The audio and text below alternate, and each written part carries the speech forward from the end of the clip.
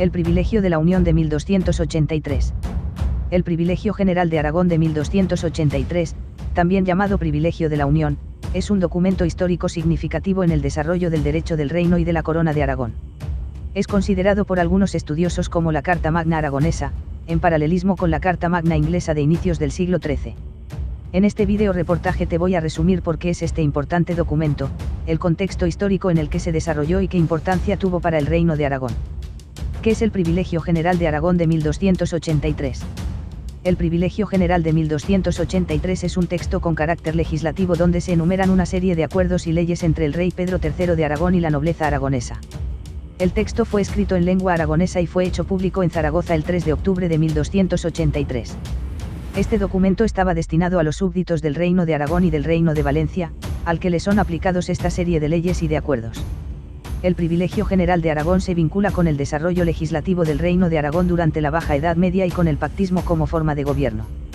Un pactismo que será característico entre los siglos XIII y XV en la corona de Aragón y que escondía detrás cambios socioeconómicos dentro del reino. En esos momentos había un desplazamiento del eje económico hacia Cataluña y el Mediterráneo, con un auge de la burguesía de las ciudades catalanas, y donde la nobleza aragonesa veía con cierto peligro su futuro económico y político. Esta visión llevaría a una lucha de la nobleza por mantener sus privilegios. Pero antes que nada, para conocer bien el privilegio de la Unión hay que entender el contexto histórico. Una serie de circunstancias particulares serían las que llevarían a enfrentar al rey Pedro III con los nobles aragoneses. Estos presionarían para que se aprobara este texto de 1283. Vamos a escuchar una pequeña introducción del Reino de Aragón a finales del siglo XIII. A finales del siglo XIII el Reino de Aragón era un país con una economía básicamente agrícola. La creación del Reino de Valencia por parte de Jaime I tras la reconquista de esas tierras había desilusionado a muchos nobles aragoneses que veían la campaña valenciana como forma de ampliar sus tierras. Por otro lado, los tratados con Francia y Castilla también habían limitado la expansión territorial aragonesa en otras direcciones. En ese contexto, el poder económico se desplazó hacia el Mediterráneo, con el apoyo de una burguesía catalana en ascenso que veía el Mediterráneo como mejora económica. El Reino de Aragón se quedaba entonces como una economía periférica que no se beneficiaba del auge comercial marítimo y no se beneficiaría de las futuras conquistas aragonesas en el mar Mediterráneo. Por el contrario, sí se vería perjudicado por las crisis económicas generales que afectarían posteriormente a todos los estados de la Corona de Aragón.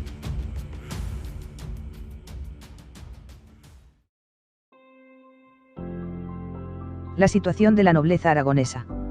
La nobleza aragonesa se encontraba ante una situación que no les gustaba porque se veían perjudicados, a pesar de haber participado de forma activa en la conquista militar de Valencia. La nobleza pugnaba por participar más en la política para contrarrestar el peso del Principado de Cataluña en las decisiones del monarca y para mantener su economía y unos privilegios que veían amenazar. La rebelión de la nobleza de 1283.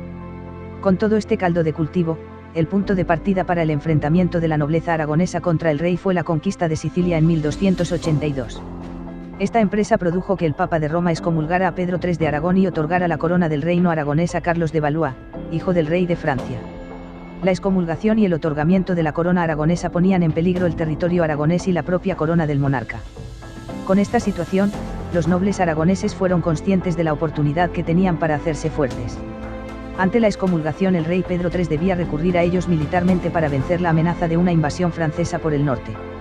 Así, en Tarazona, en verano de 1283, cuando las tropas estaban convocadas para la defensa de las fronteras del reino ante la previsible invasión francesa, los nobles se rebelaron y presentaron sus agravios y quejas ante el rey.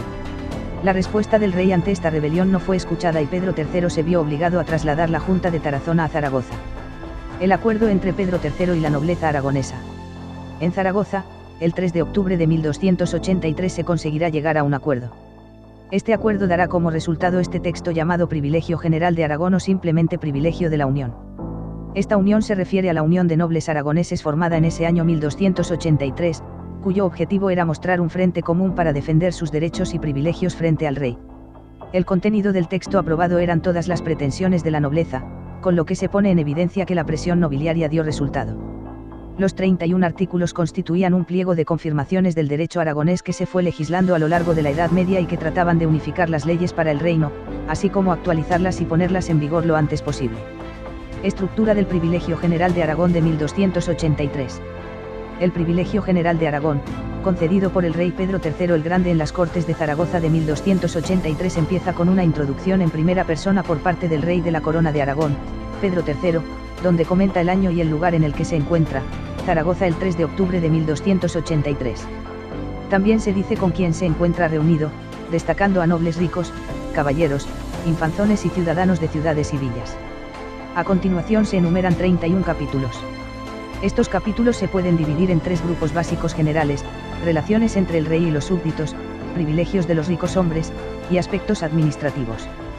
Finalmente, el texto acaba con una confirmación, que es la conclusión de que lo afirmado anteriormente es concedido por el rey y confirmado de forma permanente.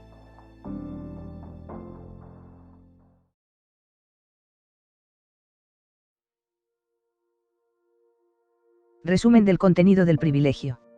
Así, una vez conocido el contexto histórico y social que hizo que se aprobara un texto donde el rey quedaba sometido al cumplimiento de las leyes y a la necesidad de contar con los estamentos del reino para su gobierno, los capítulos del privilegio general se entienden mucho mejor.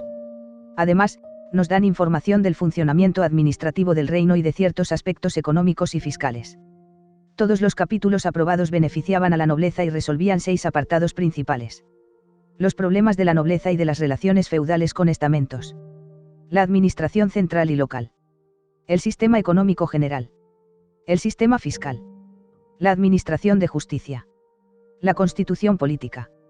Como ejemplo, un aspecto sobre la regulación de la administración de justicia es el capítulo 3, que se refiere a la actuación del Justicia de Aragón. El Justicia de Aragón se convertiría clave en la administración de justicia de Aragón a partir de 1283. Y con el privilegio de la Unión veía regulada su figura de una forma menos arbitraria. Un sistema de justicia que duraría hasta el final de la Edad Media, pero que vería reducido su poder a partir de la Edad Moderna. Consecuencias del Privilegio General de Aragón.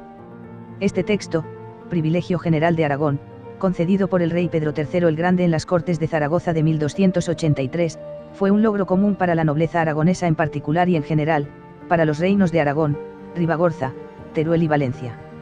El privilegio de la Unión sentó las bases del desarrollo constitucional aragonés. Además, abrió las puertas de la participación de los estamentos en las asambleas del rey. Esto dio como resultado un gobierno de tipo pactista. En este tipo de gobierno el rey necesitaba pactar con los distintos estamentos antes de aplicar alguna medida política o económica de trascendencia. El pactismo. Es lo que se conoce como el pactismo aragonés. Este pactismo fue característico durante la Baja Edad Media, antes de que la monarquía evolucionara hacia un autoritarismo cada vez mayor y que da en épocas posteriores un gobierno absoluto, ya dentro de los estados modernos europeos. Finalmente, no quisiera obviar un aspecto relevante: este pactismo de gobierno en Aragón no era una democracia, tal y como se conoce hoy en día. Era un acuerdo entre los estamentos del reino para su gobierno. Estamentos que en Aragón eran 4, a diferencia de otros reinos peninsulares, donde solamente habían 3 estamentos.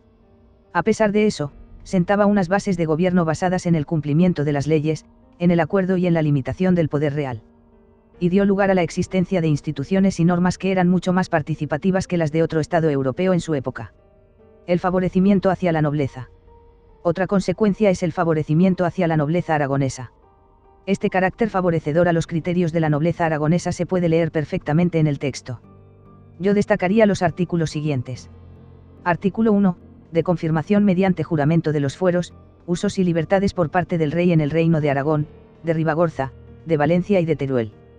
Artículo 29, de obligatoriedad por parte del monarca de convocar Cortes del Reino de Aragón una vez al año en la ciudad de Zaragoza. Son unos artículos donde se observan dos puntos interesantes. En primer lugar, que el rey debía someterse a la legislación del reino, destacando los fueros aprobados anteriormente y que en muchos casos favorecía a la nobleza terrateniente. En segundo lugar, que el rey tenía que gobernar el reino junto con el consejo de la nobleza y de los ciudadanos de las villas, reflejado en la obligatoriedad de convocar cortes anuales. De este modo, se pretendía limitar la autoridad real y la arbitrariedad del rey. Este debería cumplir en adelante las leyes aprobadas en las Cortes con el Consejo de los Estamentos.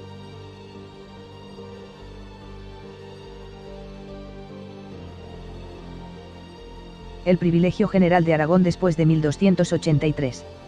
Esta Asamblea de Zaragoza y sus decretos puede ser considerado como un punto de partida para el futuro Parlamento aragonés, ya que se manifiesta la voluntad de gobierno del rey con las Cortes, así como su convocatoria anual. Aunque la implantación de los capítulos del privilegio general no fue fácil ni fue siempre realizada. En un momento inmediato posterior, Pedro III quiso apoyarse en la burguesía catalana para hacer frente a la nobleza aragonesa que se le rebeló y le hizo aprobar un texto que él no apoyaba. Pero finalmente, Pedro III tuvo que desistir de su intentona y hacer cumplir con lo pactado.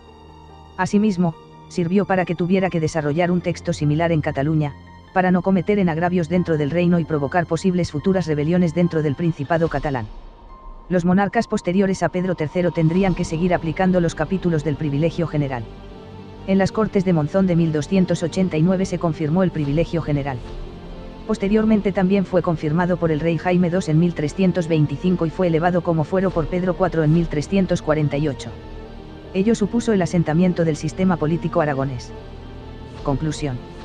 El privilegio general es un texto muy interesante para conocer la historia de la corona de Aragón durante la Baja Edad Media. También nos sirve para conocer las particularidades de gobierno de dicha corona. El pactismo sería una característica particular del Reino de Aragón respecto a otros estados peninsulares y europeos. Como consecuencia, algunos han considerado, quizás con excesivo furor, como el inicio del parlamentarismo europeo. Un carácter pactista que permaneció, no solamente en el Reino de Aragón, sino también en Cataluña y en Valencia. Un pactismo que contrastará con el mayor autoritarismo que existía en Castilla. Un carácter que no hay que obviar para comprender hechos históricos posteriores que acaecerán en España durante la Edad Moderna e incluso para comprender la España contemporánea.